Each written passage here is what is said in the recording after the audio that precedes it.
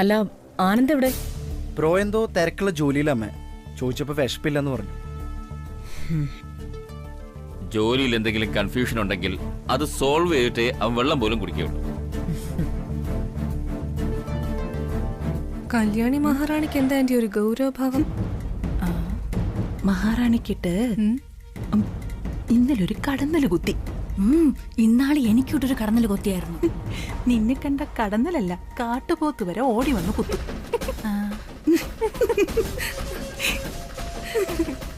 എന്താ എല്ലാരും കൂടി ഒരു ചിരി? അതെ ആന്റി, വിലാസിന് ആന്റി ഒരു ഫലിത ബിന്ദു പറഞ്ഞതാ. ഫലിത ബിന്ദു? ഫലിത ബിന്ദു വിലാസിനി ആന്റിക്ക് ആവാലോ, വേറെ തൊഴിലൊന്നുമില്ലല്ലോ. എപ്പോഴും ഫലിതമൊക്കെ പറഞ്ഞങ്ങനെ ഇരിക്കാം.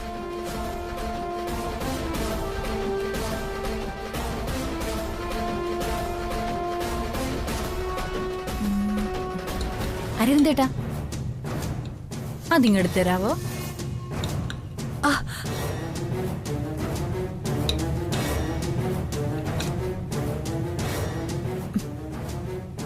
എന്തുപറ്റി കല്യാണി? ഒന്നുമില്ല മാഡം. നുണ പറയണ്ട. നിന്റെ കൈ ഒന്ന് കാണിച്ചേ. കാണിക്കേ.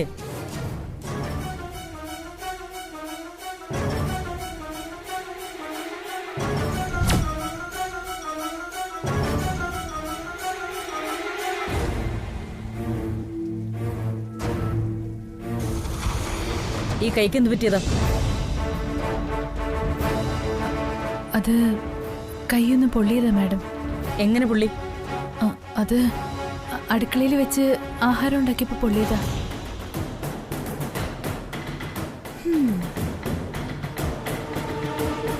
മരുന്ന് പുരട്ടണം, അല്ലെങ്കിൽ പഴുക്കും.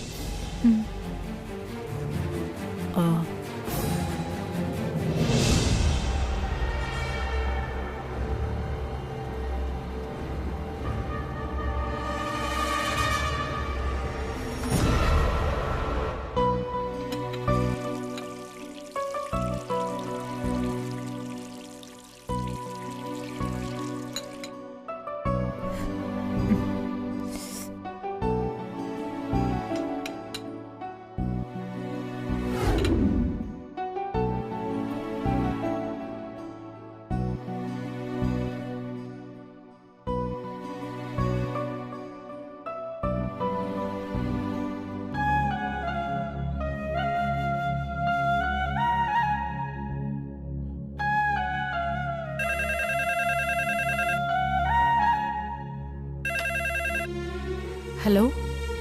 ഒരു ചായ വേണം. ശരി വലിയ ഞാൻ ഇപ്പൊ കൊണ്ടുവരാം.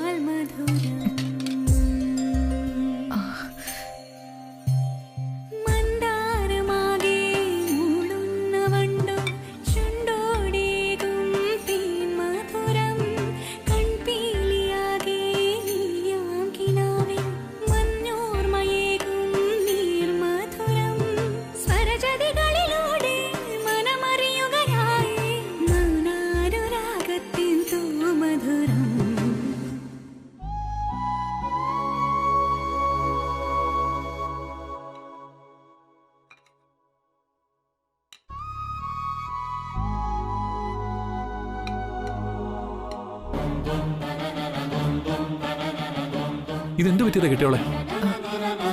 അത് അടുക്കളയിൽ വെച്ചൊന്ന് പൊള്ളിയതാ. അത് അത് വലിയ അല്ല, എന്നോട് കള്ളം പറയുന്നതാ. ഉള്ളം കൈ പൊള്ളണമെങ്കിൽ അത് നമ്മൾ അറിയാതെ നടക്കില്ല. മുഖത്ത് നോക്കി നിന്റെ മനസ്സ് വായിക്കാൻ എനിക്കറിയാം. എനിക്ക് മാത്രമേ അറിയൂ. പറ, സത്യം പറ, ഇതെങ്ങനെ സംഭവിച്ചു?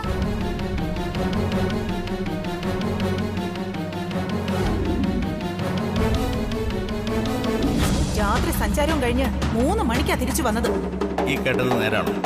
അല്ലച്ചാ, നീ പറഞ്ഞത് സത്യമാണെങ്കിൽ നിന്റെ അമ്മയുടെ ചിത്രത്തിന് മുന്നിൽ വന്ന് കയ്യിൽ കർപ്പൂരം കത്തിച്ച് സത്യം ചെയ്യണം. അമ്മേ, ഞാൻ ഈ പറഞ്ഞത് സത്യമാണ്.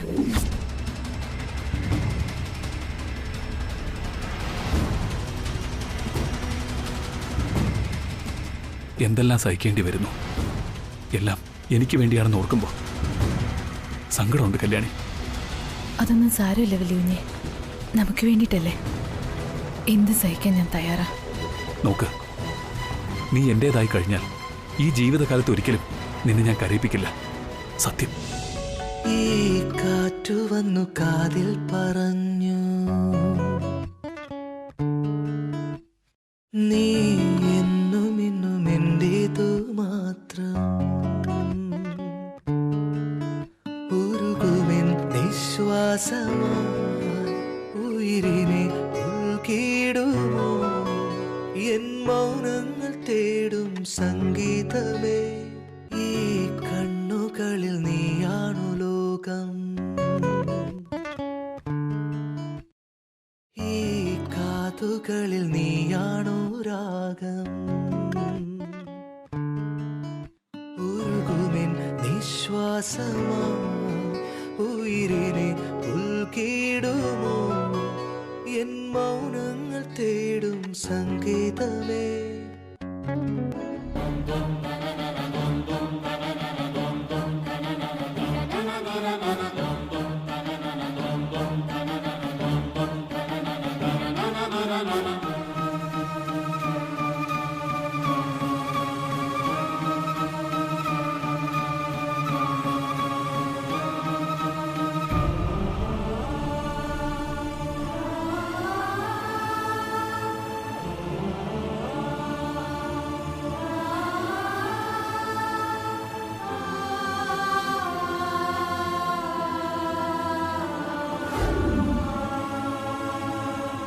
നിങ്ങൾക്ക് അഭയം തന്ന കുടുംബം, നിങ്ങളെ സ്നേഹിക്കുന്ന കുടുംബം, ആ വലിയ കുടുംബത്തിന്റെ രക്ഷയ്ക്ക് ഒരാളെ ബലി കൊടുക്കുന്നതിൽ ഒരു തെറ്റുമില്ല.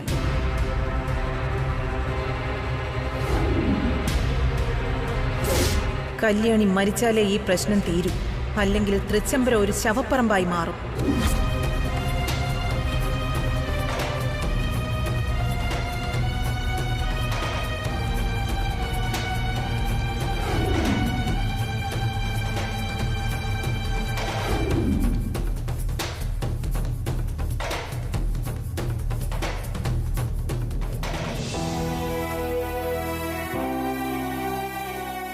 സുധേ, ഞാൻ വല്ലാതെ തകർന്നിരിക്കുന്നു. എനിക്കിതൊന്നും താങ്ങാനാവുന്നില്ല. നമ്മുടെ മോള് ഒരു വലിയ കുടുംബത്തിന്റെ തകർച്ചയ്ക്ക് കാരണമായിരിക്കുന്നു. ഞാൻ എന്ത് ചെയ്യണം? നീ പറ. ഞാൻ അവളെ കൊല്ലണോ? നമ്മളെ ജീവനെ പോലെ സ്നേഹിക്കുന്ന അഖില മേഡം, സാറ്, അവരുടെ മുഖത്ത് ഞാൻ എങ്ങനെ നോക്കും? എനിക്കിനി ജീവിക്കേണ്ട സുധ. ഒരുപാട് പ്രശ്നങ്ങളും ഒരുപാട് സ്വപ്നങ്ങളും ഞാൻ ഇതിനകം നേരിടുകയും കാണുകയും ചെയ്തിരുന്നു. പ്രശ്നങ്ങൾ അവസാനിച്ച് സ്വപ്നങ്ങൾ യാഥാർത്ഥ്യമാവുമെന്ന് കഴിഞ്ഞ നിമിഷം വരെ ഞാൻ ഉറച്ചു വിശ്വസിച്ചു. എന്നാൽ അതെല്ലാം പാഴ്സ്വപ്നങ്ങളായിരുന്നു എന്ന് ഇപ്പം മനസ്സിലായി. ഇതിനൊരു പരിഹാരമേ ഉള്ളൂ, നമ്മളെ മകളെ ഇല്ലാതാക്കുക. പക്ഷേ അവളെ മാത്രമായി നിന്റെ അടുത്തേക്ക് വിടാൻ മനസ്സനുവദിക്കുന്നില്ല. അതുകൊണ്ട് ഞാനൊരു തീരുമാനത്തിലെത്തി. അത് നടപ്പിലാക്കാൻ നിന്റെ അനുവാദം എനിക്ക് വേണം. സമ്മതിക്കണം. എന്റെ മുമ്പിൽ മറ്റൊരു വഴിയുമില്ല. ആ തെറ്റ് എന്റെ ശരിയാണെന്ന് നീ കരുതണം, പൊറുക്കണം.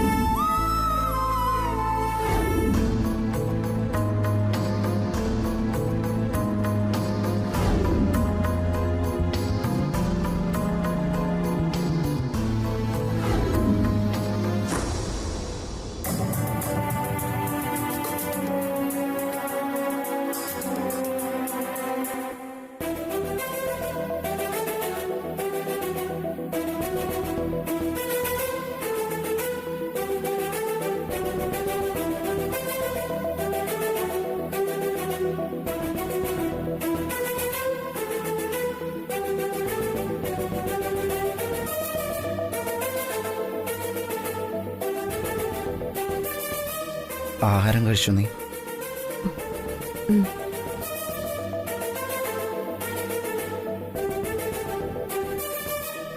എന്നോടുള്ള ദേഷ്യം മാറിയില്ലല്ലേ? എനിക്ക് ദേഷ്യമൊന്നുമില്ല.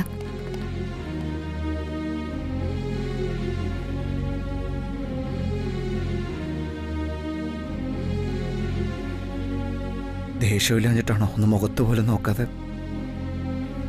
എന്താ ഇത് നന്ദനെ? അത്രയ്ക്കും വലിയ അപരാധമാണോ ഞാൻ ചെയ്തേ? എന്നോട് ക്ഷമിച്ചൂടെ? എന്താ അരവിന്ദ്, എന്തിനാ ക്ഷമയൊക്കെ ചോദിക്കുന്നത്? ആദ്യമൊക്കെ ഞാൻ നിന്നെ ഒഴിവാക്കാൻ നോക്കുമ്പോഴും നീ എന്നെ പിന്നാലെ വന്നെന്നെ സ്നേഹിച്ചോണ്ടേയിരുന്നു. അകലും തോറും നീ എന്നിലേക്ക് അടുത്തുകൊണ്ടിരുന്നത് ഞാൻ അറിഞ്ഞില്ല. അതുകൊണ്ടായിരിക്കും നിന്റെ സ്നേഹത്തിന്റെ വില എനിക്ക് മനസ്സിലാകാതെ പോയത്. നഷ്ടമാകും എന്ന തിരിച്ചറിവുണ്ടാകുമ്പോൾ മാത്രമാണ് നമ്മൾ സ്വയം വിലയിരുത്തൽ നടത്തുന്നത്. കാരണം നേട്ടങ്ങളെക്കാൾ കൂടുതൽ നഷ്ടങ്ങളെക്കുറിച്ചായിരിക്കും നമ്മളെ കൂടുതൽ ചിന്തിപ്പിക്കുന്നത്. അത് പിന്നീട് പല മാറ്റങ്ങൾക്കും കാരണമാവും. ഹോസ്പിറ്റലിൽ വെച്ച് നീ എനിക്ക് നഷ്ടമാവുമെന്ന് തോന്നിയപ്പോൾ ഞാനകെ തകർന്നുപോയി. ഞാനിവിടെ ആരുമില്ലാത്തവനായിപ്പോയി. നിനക്കറിയോ, ദിശകളും മാർഗങ്ങളും ഒന്നും അറിയാതെ ഒറ്റപ്പെട്ട് ചുട്ടുപൊള്ളുന്ന മരുഭൂമിയിൽ നിൽക്കുന്ന ഒരവസ്ഥ. നിനക്കെന്തെങ്കിലും സംഭവിച്ചിരുന്നെങ്കിൽ? എന്താ അരവിന്ദ്, അതിനെനിക്കൊന്നും സംഭവിച്ചില്ലല്ലോ.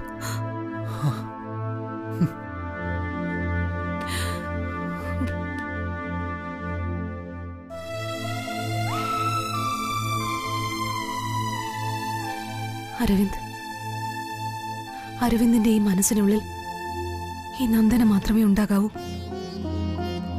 വേറെ ആരും ഉണ്ടാവാൻ പാടില്ല. അതെനിക്ക് സഹിക്കില്ല.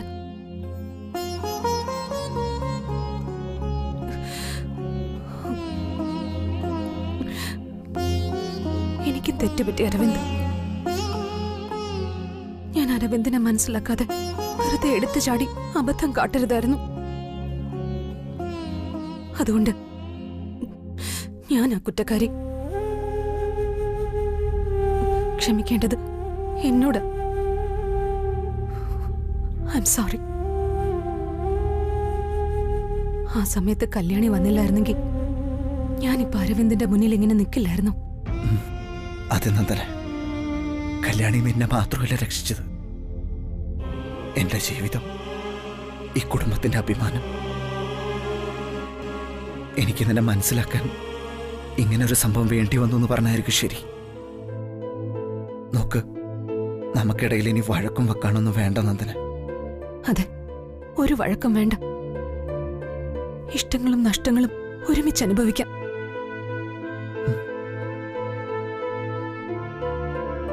ഉറങ്ങിക്കോ.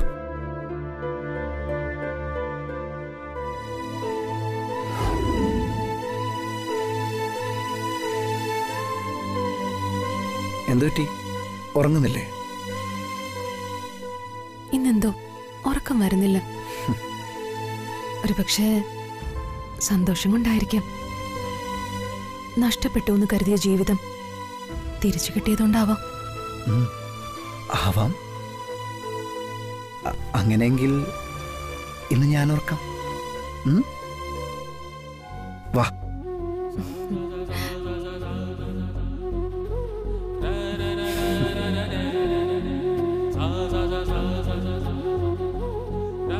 ഉറങ്ങോ.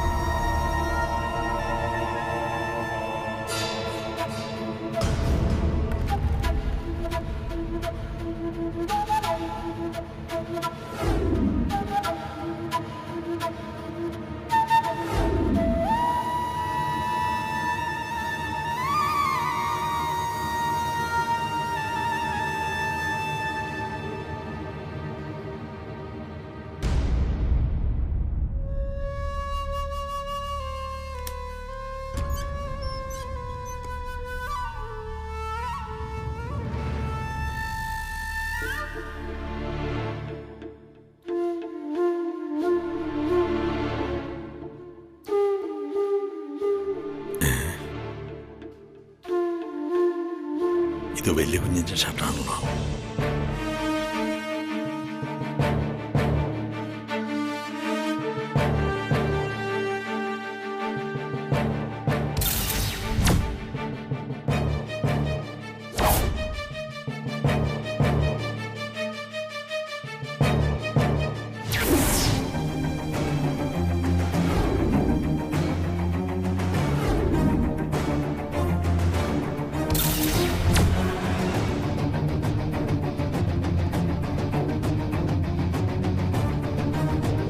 നിങ്ങൾക്ക് അഭയം തന്ന കുടുംബം, നിങ്ങളെ സ്നേഹിക്കുന്ന കുടുംബം, ആ വലിയ കുടുംബത്തിന്റെ രക്ഷയ്ക്ക് ഒരാളെ ബലി കൊടുക്കുന്നതിൽ ഒരു തെറ്റുമില്ല.